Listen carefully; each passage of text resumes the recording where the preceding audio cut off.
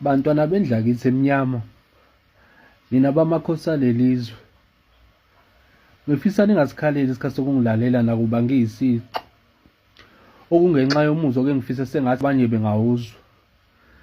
Bafethu, yazi uma ngibuka iflegi noma ngibuka iy'thombe ey'kanje njengalesi esuka i-background, ngivele ngifile lo usizi nokucasuka ne-enge ongayazi iqhamukaphi, ungazi futhi ukuthi ungayifanisa nani, ngoba isikhathi esiningi yonke into siyipruveliwe, i-ANC yasikhombisa ukuthi ayiyona lento eyayilelwa ukhokho bethu, abazali bethu nababekhona ngaphambilini. Hhayi, akuyona kuphela nje into esiyibonayo ukuthi wonke umuntu okwi-ANC uzenzela into efuna ukuthi yenziwe yena ezonelisa umndeni wakhe, esuthise bona bodwa.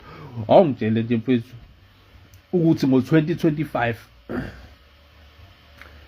emphakathini kusakhona lento ekuthiwa amavaterikani ey'sindwayo, kusasendwa lama-truck amanzi, abantu baseney'nkinga zamanzi, amavaterikani asendwayo, lamanzi ungawazi noma akhiwe emadamini, amadamu ayitamkoko ongawazi noma aklini noma angcolile, ayaba khona kokunye angabi khona, ugesi obalekayo onqamukayo fanjalo, kuningi. Ongibuza kona ukuthi abantu bazovuka nini emaqandeni bebone ukuthi le-ANC babetshela ukuthi iyona ezobamela, akuseyona.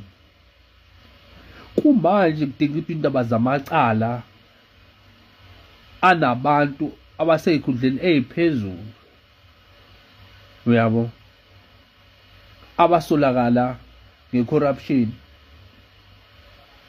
Akukhulumi ngisho mhlampe abantu ngamahebezi, kukhuluma umuntu ophethe amaphoyisa, uLieutenant General Nhlanhla Mkhwanazi, uyena oveze lokho. Kodwa abantu angazi for some reason bayakukhohlwa lokho noma bazokunaka, kodwa mase kufika isikhathi sokhetho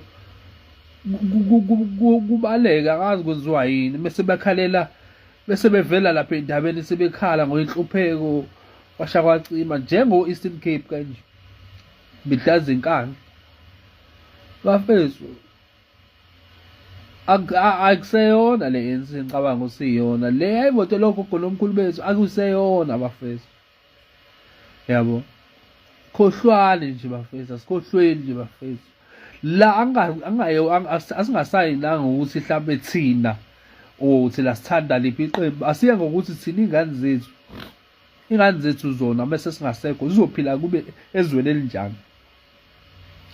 Already kuthiwa sinama-mafia manje thina la, into esiyigcine ema-movie, sinama-mafia manje thina, ama-cartels thina la eMzansi.